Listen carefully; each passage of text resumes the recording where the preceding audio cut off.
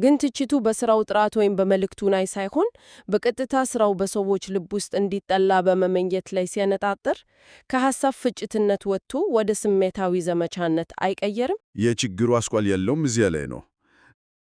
አንድ ሰው በተፈጥሮ የሚያገኘውን ጣዕም በውጫዊ ትዕዛዝ እንዲቀይር መሞከር የስነ ልቦናን አሰራር አለመረዳት አይሆንም? አዎ፣ ሙሉ በሙሉ የስነ ልቦናን አሰራር አለመረዳት ነው።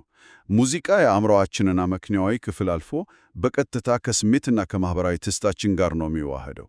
ዜማን በውሳኔ መጥላት አይቻልም የምንለውም ለዚህ ነው። ይገርማል። ግን ከዚህ የስነ ልቦና እውነታ ባሻገር ወደ ባህላዊ እሴቶቻችን ስንመጣስ? እዚያ ላይ ደግሞ ሌላ የሚጋችን ነገር እናገኛለን።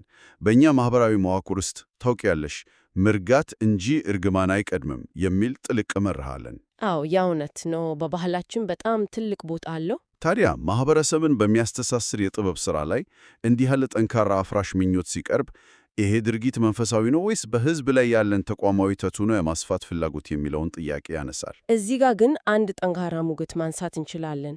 ማንም ሰው የትኛውም የእምነት መሪ ቢሆን የጥበብ ሥራን የመተቸት መብት አለው አይደል? አዎ፣ መብቱ የተጠበቀ ነው። ትችት አስፈላጊ ነው። ትችት የጤናማ ማኅበረሰብ መገለጫ ነው። ዘመናዊነት እኮ የሚያስተምረን እምነትን በእምነቱ ጥበብን ደግሞ በጥበብነቱ መነጸር ለይተን እንድናይ ነው። ልክ ነው። መቀላቀል የለበትም።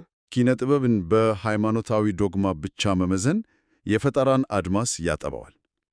በተዘዋዋሪም የእምነት መሪዎች እና ታዋቂ አርቲስቶች በአንድ አይነት የሕዝብ የስሜት መድረክ ላይ ተጽዕኖ ለመፍጠር እየተፎካከሩ መሆኑን ነው የሚያሳየው። ዋው! ይሄ በጣም የሚገርም እይታ ነው። ሁለቱም የሰውን ልብ ነው